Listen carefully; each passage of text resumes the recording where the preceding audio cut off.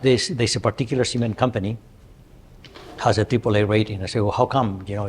It's very bad on the E, on the S. The G is fine. The reason is that the ESG ratings they are competitive within their peers. So you are the best concrete company in the world of concrete companies. Your rating is very high, even though your emission footprint is very bad. But that's the way they are done. They are done on a comparative basis. If you are a concrete company, you can certainly not compete with a forestry company, for example, right? Forestry, not taking down trees, that the other one, right? I think we're still very far from having what you would consider, you and other people would consider to be a fair ESG ratings. That's the word. It's not fair. It's not fair. But it's not fairness that is being pursued. It's just some system that introduces something. They're going to change over time, and that's why I'm convinced that this ESG, or whichever acronym we use in the future, will be a very big part of your professional lives. I'm convinced of that. Just like, for a while, your COVID policies define your business, right? It's going to be very similar, except it's going to be there for a long time. And that's why I want you to know that. So the numbers are not fair. They have a certain meaning only if you understand what goes into that. The data is very questionable. And another thing that I also believe is that the right way to do ESG is through AI. There's no other way, okay? Right now, a lot of these scores are driven by individuals who read documents, who make decisions, and I think very soon ChatGPT can do a better ESG score than anybody else. The question is, when you do a score, you have to explain it and you have to defend it. And as you know, one of the shortcomings of AI is that they need to explain and defend what it does.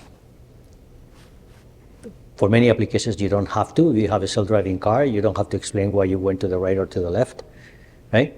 But in certain situations, like in this one, you have to explain why you're doing what you're doing, and you have to defend it, to convince a judge.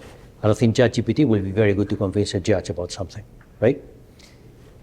I think these things it's going to be fascinating to watch all of this develop. And I think you're going to be characters in the development of this. I'll be an observer, and you'll be the ones doing this. I'm convinced of that. Yeah. Why isn't the traditional risk management not adequate for ESG? I think a lot of the risks are overlapping. Traditional classification. The thing is this, I'll say it in a different way.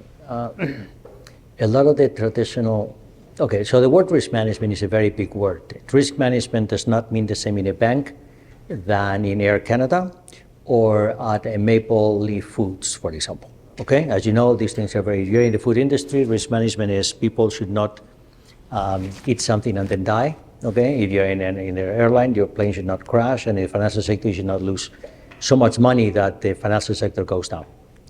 Right? So risk management is a very broad subject. It means lots of different things. With ESG, the big difference with the traditional financial risk is that the data is textual, right?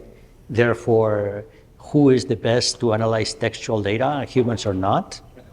But then how do you explain it? And that's why ESG really belongs in this course, because you are the people who will be able to make it work at some point. When it works, it'll be because of people like you, not because of people like lawyers, for example. They will enforce it.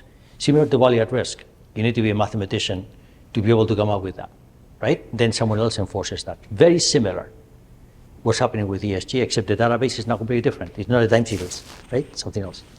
We gotta go. There's people waiting. I have a ton of things to catch up here. That was great. I'll see you next week, okay?